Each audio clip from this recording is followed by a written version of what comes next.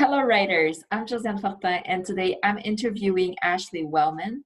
And Ashley is the author of My Friend Fresno children's book series. So we're going to talk all about that. And for those who are watching the video, you can see her book right behind her.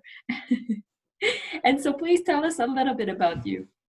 Hi, guys. I'm Ashley Wellman. Thank you so much, first of all, for having me on the podcast. I'm super excited because I am new to the world of creative writing and publishing. And so it's been an adventure, one full of like emotional and physical, really growth as a human being. I am actually a trained criminologist. So I have my PhD in criminology, law, and society from the University of Florida. And I have been incredibly fortunate to serve as a professor and a scholar for the last 11, 12 years, working alongside families who have experienced homicide and survivors of sexual assault. And so a lot of the work that I do is that of a teacher and an advocate. And it's been fascinating how that career has influenced my personal life. And then the second phase, my new chapter of being a children's book author. So that's a theme that you talked about, that you're talking about in your books? Well, not quite. I'm not that I'm not that gruesome and macabre. I'm also a mommy to a 6-year-old, and so I suffered a tragic sudden loss of my husband in 2018. My daughter and I witnessed his death due to a pulmonary embolism in our home, and it was beyond bizarre that I had studied grief and trauma, right? That had been what I had done as part of my career. And so in the months following his death, I really sought to find purpose and to find a way to heal through that trauma. And for us, a friend had seen a picture of my daughter dancing with this posable skeleton, Fresno, and that's who the book is about. But it's about the friendship between my daughter and this being that should be really scary. And I started to see so many similar messages, right, of things that I needed to hear in that moment and things I wanted her to know, that even though she was a child who had lost her dad and had been through significant trauma, that she was special and that her differences made her special, and that things that are scary are often just misunderstood. And in 2020, especially here in the US, like what an amazingly important message that different races, different sexuality, different gender identity, different religions, that those things aren't scary if you took time to really get to know them. Because at the end of the day, The Girl Who Dances with Skeletons, My Friend Fresno, is this tribute to Reagan's friendship with the skeleton, but it's this bigger idea that when we stop being scared of people who are different and we embrace them, that we really are better together. And so it came out of this love and friendship between my daughter and her posable skeleton from my office, right, as a criminologist who studies death and murder. But the book is totally about the opposite. It's about joy and beauty in things that seem macabre and that seem, off-putting to us, that if we embrace them, we would be so much better as a human society. So that's what inspired you to write that first book. You had that message that you wanted to share with kids. I did. I wanted a reason to be joyful. And in our family, the joy, right, in the midst of darkness, there's always some beauty and there's always joy. And so when a friend pointed out, just look at the picture of Reagan dancing with the skeleton, Ashley, there is beauty in the darkness, right? Things that should be nasty and ugly and dirty or scary, it's not. It's just joyful and loving and beautiful. And so I started saying like, oh my goodness, I could capture that in a children's book and start this journey of reaching other children who may have a limb disability, who may have a learning disability, who may, have a single family household, who might have a divorced parent, those kinds of things. And this would be a type of book that would allow their parents to start the really hard conversations about, you are beautifully made just the way you are. And even when we're different, that doesn't have to be something that's bad. That's what makes us us. How beautiful is that? Yeah. So that's kind of where we're all unique in our own way anyway. Like we're not all the same. Yes. So why not be dancing with skeletons? Yes. How long did it take you to write that first book? Well, so this was in 2018. I was on bereavement leave and I seriously dove into the writing process. And so for me, I actually wrote the book very quickly. It was one of those things that I had this vision. I knew what I wanted to say. And so I remember sitting in the car with my phone and reading it to myself, right? Saying it to myself and getting home and writing it up. So it took about 2 months. And then the quick, impatient human inside me was like, well, then, okay, I'm going to partner with this brilliant illustrator. He's going to have it finished for me in a month, and we're going to be ready to rock and roll. And then I said, well, slow down, right? Slow down. I got partnered with Zachary Thomas Kincaid. He's, if you know Thomas Kincaid, the painter of light, he is his nephew. And so Zach is just brilliant, brilliant artist. And I remember him saying to me, I am an artist. I'm not an illustrator. And so like, are you okay with that? And I said, well, of course I am, right? That's what I want, because it's really ends up being an art book with a really magical story. But it took me understanding the process. I didn't know the process. It was new. And did you know him, or was it a friend? I did, yes. So his dad is one of my dearest friends. He's phenomenal. And so he said, my son's an artist. Do you want me to ask him? And I said, absolutely. And so Zach, I remember the first time I got a picture of Fresno, he just brought Fresno to life. He gave legs to Fresno. And so I partnered with him, and I started to realize, if we're going to do this, let's do it right. And that means it's not quick. This is not a quick process. And so while the story was written quickly, the process of becoming, because for me, Fresno, I self-published and I opened up my own small business to say, I'm really going to be the marketing force behind this. I'm really going to be the person to want to spread the curriculum and those kinds of things. And so it ended up, I'm about to have the book in my hand. It's available, it's for right now, it's September, right? It's available for pre-order, but I'm going to have it in hand in October. That's almost 2 years later, because it was so important to me that the quality was what I wanted, that the imagery was what we wanted, that Zach was proud of the story, not just the pictures, right? To me, it was very important to have that partnership together. And so it's funny, because in the moments where I would be like, hurry up, I wish that I had this already, I actually discovered some of the most magical things about the whole world of Fresno, right? I said, what if I made a plush doll? What if I made puzzles? What if I did this and that? What if I thought about his backstory? What if I write book number 2, right? So in the moments where COVID and artistry slowed us down, it actually turned magical. And so you're planning to have another book? Yeah, we actually have series. Mm-hmm, we have 2 written. They're, again, it's a thing where I'm not the traditional writer who follows the amazing advice that says, get up every day and write 15 minutes. Anyone who knows me knows I'm either magical or I'm worthless when it comes to writing. I'll jump up and I'll say, you know what, today I feel it. And I'll go write a manuscript. And then I'll start reading it to people and I'm like, that's really good. And then I'll go 3 or 4 months and not be able to put a thing on paper, right? Yeah. So I had 2 or 3 of those days and I said, okay, I'm going to write Fresno's First Christmas. So that's a story of merging cultures where Reagan's Christmas and Fresno's Christmas comes together, and they're able to celebrate their own cultures with one another and realize they're both really cool. And then Fresno Finds His Heart, which is a story of Fresno looking inside of him and realizing, I don't have a heart, going on this journey to find it, gets distracted along the way and comes home very depressed because he had set out on this path to get a heart, had gotten distracted by helping a lot of people along the way. And he really comes to find out that everything he wanted was right inside of him anyway. He just had to learn that himself. And so each of these books, I've made them very general concepts so that it doesn't matter if you're struggling with grief and trauma or a learning disability or being a minority, culture-wise or religious-wise, right? That we can just start the conversations, because it is such a, friendly presentation of it, that we can start these tougher conversations with our kids super young and have them be something that's joyful and not scary. Okay.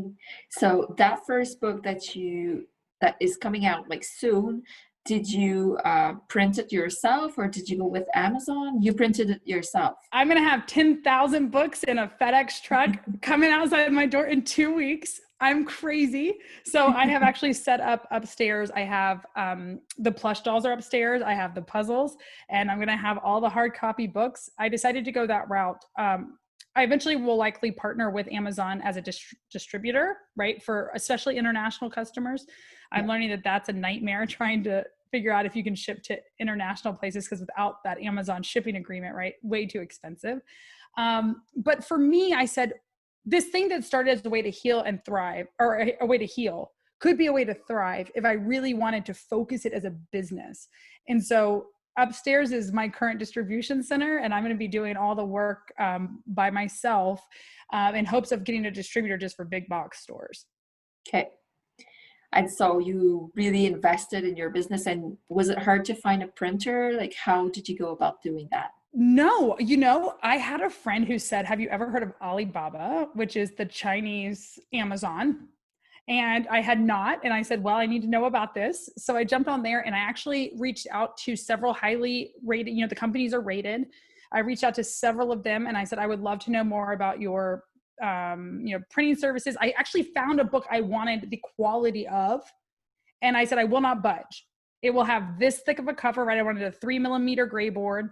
I wanted it to have matte, thick pages. I wanted it to have a dust jacket. I wanted the inner printing, right? So I knew exactly what I wanted, because I spent way too much time in the children's bookstore by myself. And then you had to learn all those terms because you didn't Correct. study in that. Correct. I actually Googled a heck of a lot. Yeah. And I just started saying, like, okay, what types of pages are there? What types of hardback books are there, and how are they, even the spine, hand sewn or machine bound or these kinds of things. And so I started saying, this is what I want. Do you have a sample of a product like this? And can you give me an estimated price? And so I paid for a lot of samples to come in. And then there just happened to be one of the companies, she was lovely and gave me great energy back and forth. I felt comfortable with her.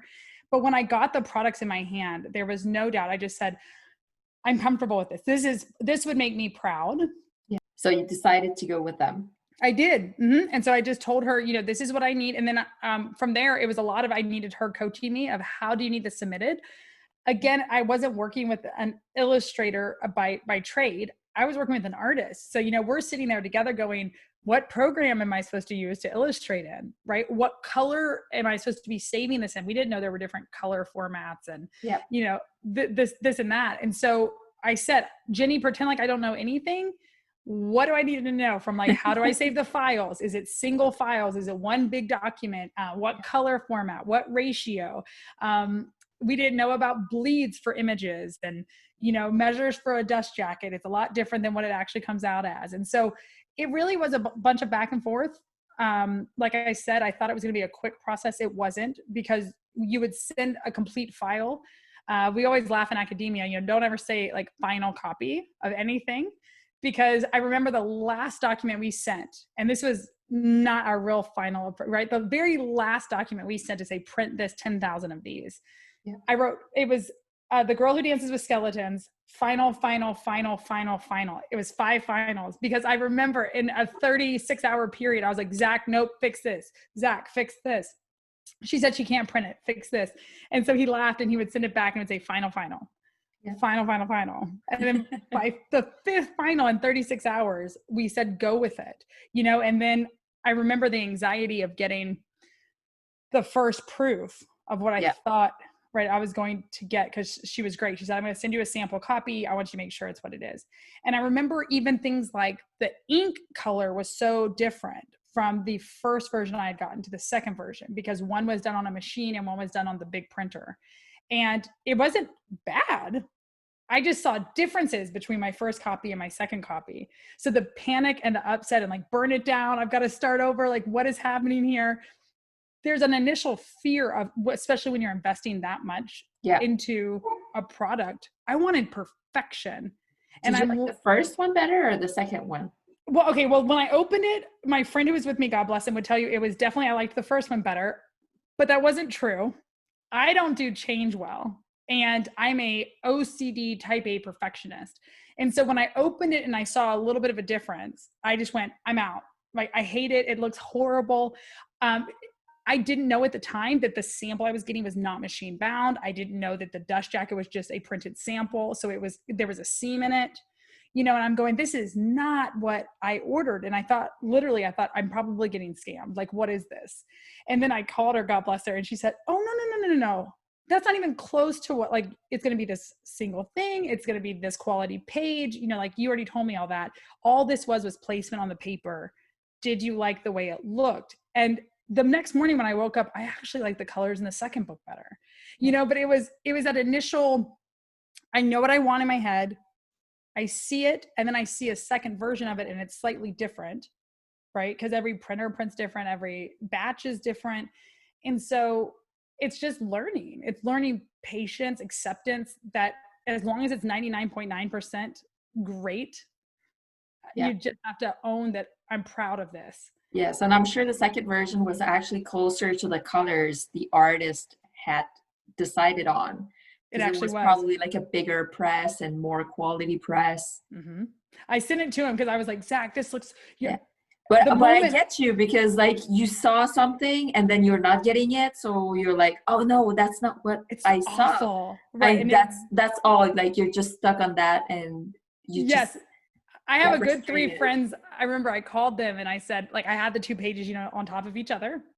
And I'm like, Amanda, look at this. Look at her skin tone. And she was like, what am I looking at? And I'm like, her skin tone. Do you not see that it's darker here? And she was like, I mean, I guess, but you know, and then she's going, but look how bright the tree is, and look how bright the grass is, and look how bright her backpack is now, you know?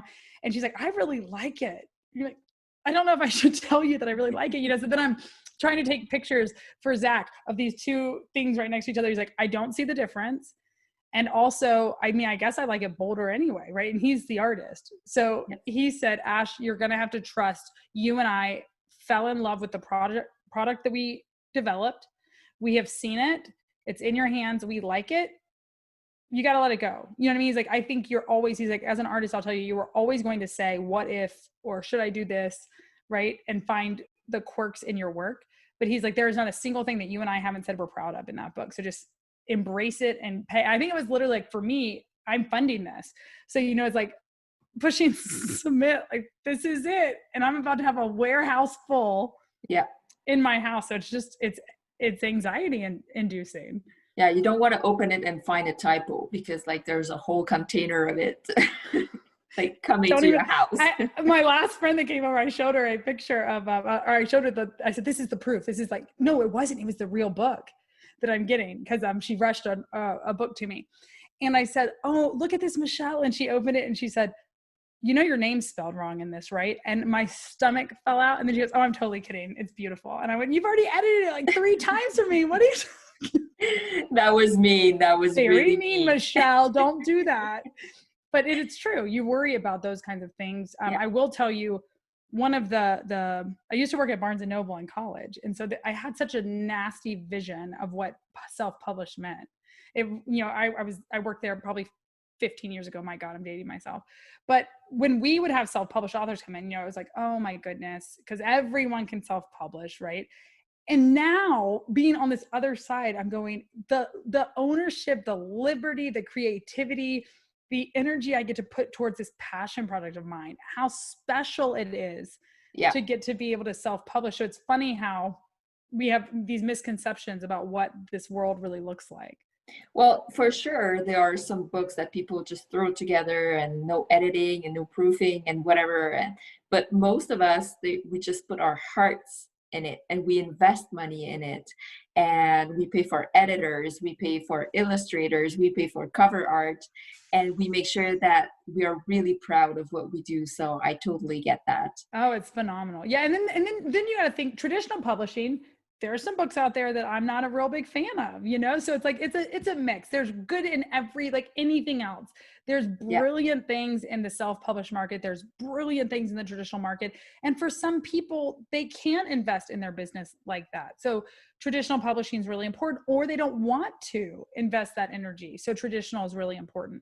But for me, I said, this could really be not only a magical world for the little ones who read it, but for me too, as the author. So been a really fun journey.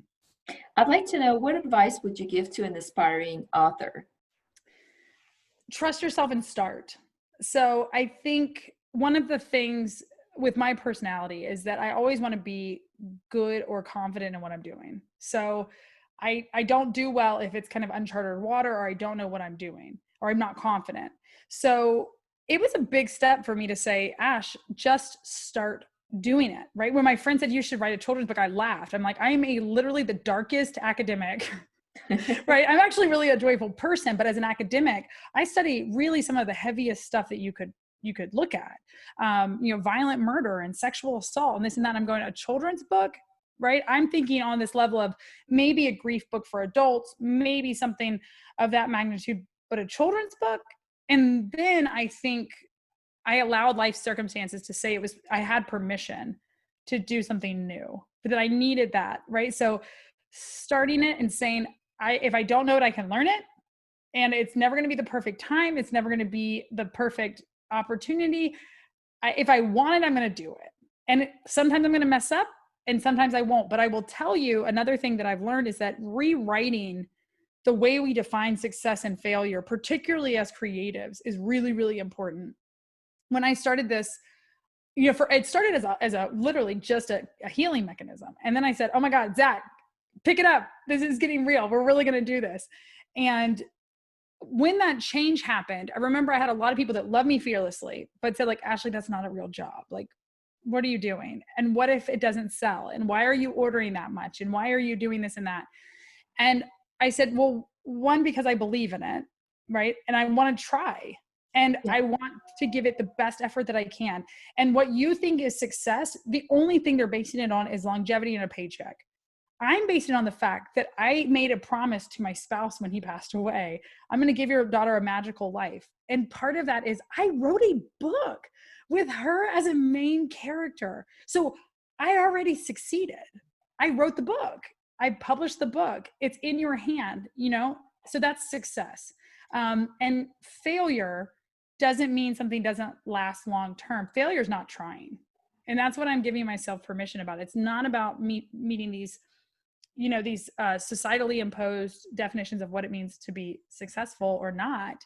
It's just like, did you try? And if you tried, check it off the boxes. You did a really good job. And what's your next adventure? Yeah, what I like to think about, and you work in death and all these stuff, I like to think about my life being like has a limit. I don't know when that limit is, but I want to do whatever I feel like doing while I'm alive because there's an end to it. Yes. So I guess like you're confronted with that, like knowing that there's an end. And so you want to enjoy your life while you're alive. I think that was it for me. I had a major change. I remember one of the most hurtful comments said to me in the grief process was, you're not the woman we fell in love with. And I bucked that for a very long time. And I said, well, wait, why am I fighting that? I just went through a significant life change. It's okay not to be the same person. I'm still a great person, but I've grown so much. And one of those growth moments is that I can't tell you how many things, Buddy was my husband's name. I cannot tell you how many things Buddy and I said in 5 years and 10 years, in 15 years. I expected to die beside him at 85 years old, 90 years old. He was 44, I was 34, and my daughter was 4 when he passed away. And so I think of it from a lot of perspectives. We had so many plans that we didn't do. We were working these jobs that didn't necessarily make us happy and doing it for these future things that we wanted to do that would bring joy and make memories and those kinds of things, like just the grind. And then the reality is like you said, I could have been the one on August 12th, 2018 that passed away. And I wasn't. I was left here for a reason. And so I'll be darned if I continue to say, okay, I'm not worth the risk. I'm not worth trying. I'm not worth fulfilling my heart and being healthy. And part of that health is allowing yourself that creative expression. Just do it. Just do it and quit with all of what the world's telling you. They don't know. They don't know. Hang out with people like us. Yes. Will help you like go for your dreams. Absolutely. I'll be curious to know, how do you promote your books? Because it's coming out soon and you have a time that you want to sell. So what's your plan for promotion? Well, I'm doing a couple different things. One, coronavirus is not our friend as creatives, right? The best way to me that I want to sell my book is to be out with people, right? One of the biggest misconceptions I'm getting right this second is like, oh, I can't wait to get this for Halloween. And I'm going, cute for Halloween, including this little plush guy, right? Super cute for Halloween. But this is a book literally anti-Halloween. That Fresno isn't just Halloween, that he is not this scary being. Fresno is a best friend. because he's different and he adds all this joy to Reagan's life year round. And so for me, being in person and letting people touch and feel and see my product is exciting. However, you can get really, really clever virtually. And so I want to do a virtual launch party. I want to do virtual story times. I've been podcasting quite a bit to get the story of Fresno out, and the courage, telling other creatives and other people who are struggling in their life, take the risk on you. You're worth it. I'm doing a lot of social media. So if anyone's watching, please follow us on at My Friend Fresno on all of the social media platforms. And then I have an original website, www.myfriendfresno.com, and people can shop and play there. They can watch the adventure unfold of Fresno and Reagan. But doing a lot, I think, of connecting with humans, because if I talk to you, right, and you wanted to do something with me virtually, I could connect to 20, 30, 50 people, even if it was 2, that I would have never connected with ever. Yeah. And so I'm doing these things, and I'm learning that even small events, like I spoke to a group of women about resilience, right? And they said, yeah, at the end, tell us what you're doing, share Fresno, all this. And I remember calling a friend, and I was so nervous, one, because I knew these people, which makes it scarier to talk to them. So I said, what if no one comes tonight? And he's like, you got the host and you got somebody else. And those people know people you'll never have access to again. So spread your love, have the same passion, whether you're talking to 2 or 500 people, and just keep telling the story. It's not going to happen tomorrow. It's not going to happen this year. But if I continue to be loyal to the brand and I continue to spread the message of My Friend Fresno, people will listen, right? I assume the louder I am and the more I show up, the less people can look away. That's a good way to think about it. Yeah. And so you said you were working on a Christmas book about Fresno. So is it coming out this Christmas or next Christmas? No. Okay. Yeah, no. So Zach is an incredible artist in and of himself. So if you're interested in Zach's work, he's at zachkincaidart.com. But he balances helping me as an illustrator with his incredible art career. And so I know that Fresno is one of his projects. And so I've spoken to him about if we are very serious about it, right? I would love to have Fresno in hand, the Christmas book, by June of next year, so that I can have it in my possession by maybe, September of next year. Because that's the other thing, printing it myself. Today, right, I got a message that my stuff from China that we finished everything about a month and a half ago, right? Oh, it's been delayed. Oh, we have this. And so you just don't know how long it's going to take. And it's giving yourself the grace too of like, it might take longer than we wanted, but I'm thinking if we can get Christmas done by June, I can have it in hand by September. And then I would have it as part of the stock as I'm going through, Christmas vendor shows and those kinds of things next year, 2021. Awesome. And so you already said your links, but if people want to know more, you said you're on Instagram, on Facebook, like what are your social medias? And I'll make sure to share that in the show notes so you don't have to write it down if you're driving. You just check in the show notes and it's going to be there. So go ahead and say all your website and everything. I love it. So I'm going to give you 2 ways to follow me. If you want to follow Fresno and you want to follow that adventure as the author, Ashley, then you can follow us on our website and you shop there at www.myfriendfresno.com. And then we are on Instagram, Twitter, TikTok, and Facebook at My Friend Fresno. But then if you want to follow Ashley Wellman, Dr. Ashley Wellman, the criminologist, I am at www.ashleywellman.com and at Dr. Ashley Wellman on Instagram and on Twitter. Thank you so much, Ashley, for being on the podcast. It was so much fun talking to you. Thank you so much. Good luck, everybody. Get started today. You're worth it. Trust yourself and get writing.